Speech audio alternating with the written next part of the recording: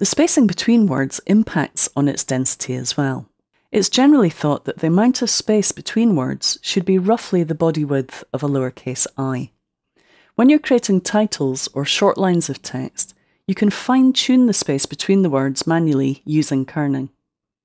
When you look at text, you should train yourself to pay attention to the shapes of the characters and the shapes formed by the space around them, their negative space. Think of a block of text as a picture rather than just a lump of text. Each letter is an individual shape, and when these letters are combined into words, the words form new shapes. The words are then combined to make sentences, and the sentences become paragraphs. The combination of the type and the space around it will form a pattern within the paragraph. And the key to good typography is to make sure that the amount of space compared to the amount of solid text is well balanced.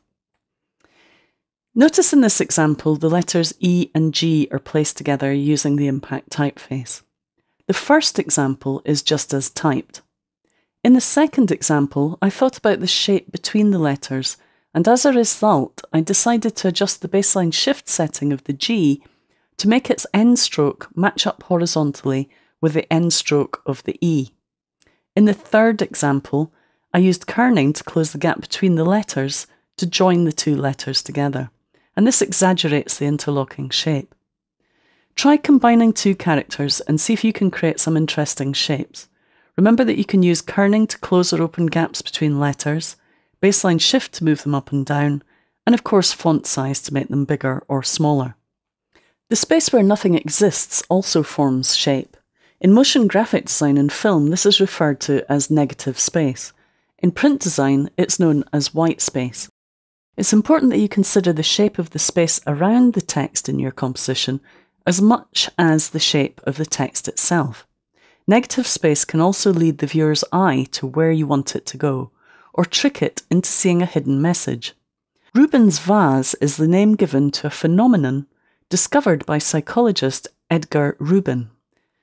Here you can see a picture of a vase. Watch what happens if I fill it with white. You still see the shape of the vase, but if you look carefully, you can also see two faces looking at each other. And if I just pull away the background, that accentuates it even more. And it's hard to see anything but the two faces now that you've seen it. So this is an optical illusion that you can take advantage of when you're doing typographic design. And here's another great example of negative space. The human eye will try to make sense of what it sees. It assesses a shape and decides which is the dominant object, and it disregards the remainder as subordinate background space.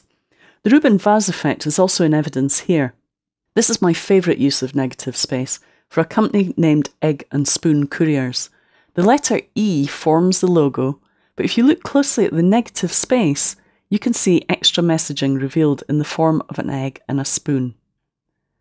The egg and spoon motif implies that the couriers take extra care with fragile items. I can't help being slightly envious of the designer that came up with this concept.